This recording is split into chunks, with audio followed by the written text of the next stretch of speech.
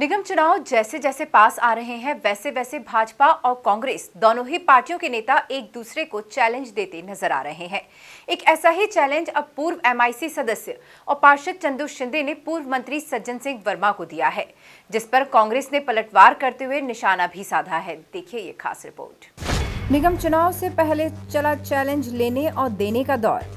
पहले सज्जन ने दिया विजय वर्गीय को चैलेंज, अब चंदू शिंदे दे रहे हैं सज्जन वर्मा को चैलेंज। चंदू के चैलेंज पर कांग्रेस ने किया पलटवार। कांग्रेस ने जैसे ही विधायक संजय शुक्ला को महापौर पद का आधिकारिक प्रत्याशी घोषित किया, वैसे ही मंच से पूर्व मंत्री सज्जन सिंह वर्मा ने भाजपा के राष्ट्रीय महासचिव कैलाश विजयवर्गीय को शुक्ला के सामने चुनाव लड़ने का चैलेंज दे डाला।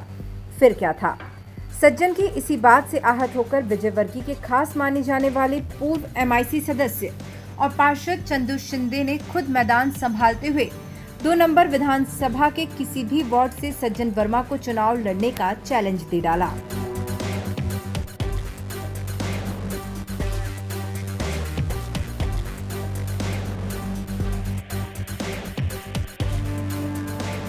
वहीं अब चंदू शिंदे से मिले इस चैलेंज के बाद कांग्रेस नेता राजेश चौकसी ने पलटवार करते हुए क्या कुछ कहा, जरा आप खुद ही सुनिए। चंदू शिंदे ने कहा है कि अगर सज्जन वर्मा चाहे तो मेरे वार्ड से आकर चुनाव लड़ना। कैसे देखते हैं उनकी चुनौती को? नहीं, मैं इसको चुनौती नहीं मानता, मैं इसको बचपना मानता हूँ। क्या होता है, कैलाश जी का एक स्तर है और सज्जन वर्मा जी का एक स्तर है राजनीति में।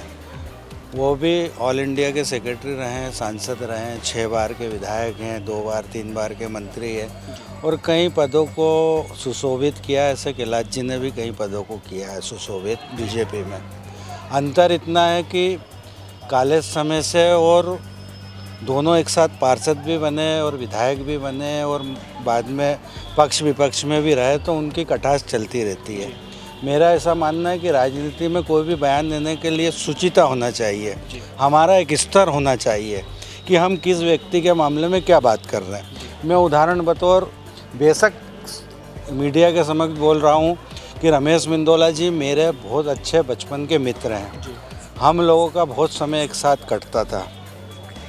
जब रमेश मिंदोला जी एमपीवी में क्लर्क के पद पर काम करते थे और मैं छात्र राजनीति करता था, कॉलेज से आने के बाद हम दोनों एक साथ मिलते थे, जुड़ते थे, आपस में बैठते थे, बात करते थे और नंदानगर सहकारी साख संस्था में भी हम दोनों ने संचालक पद को सुशोभित किया, काम किया।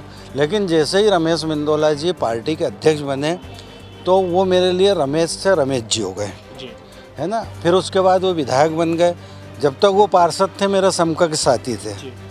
वो मुझे राजेश बोलते थे, मैं उनको रमेश बोलता था, या जो भी हंसी मजाक एक दोस्ती यारी में होती थी वो होती थी। लेकिन राजनीति में ये जो वातावरण बन रहा है ये किस ओर जा रहा है, कौन किसको चुनौती दे रहा है, किसकी कौन सी हाइट है, किस हाइट का नेता है, ये सब चीज़ें अपना आकलन स्वयं को करना चाहिए, मेरा ऐसा मानना है। तो राजनीति में सुचिता भी रहेगी, समन्वय भी रहेगा और जो भारतीय संस्कारों से हमें जोड़ा गया है हमारे परिवार के द्वारा, वो संस्कार भी जीवित रहेंगे। बहरहाल अब ये तो देखने वाली बात होगी कि निगम चुनाव से पहले चला चैलेंज का ये सिलसिला निगम चुनाव के साथ साथ कितना आगे तक जाता है। Bureau report, MP news, Indore.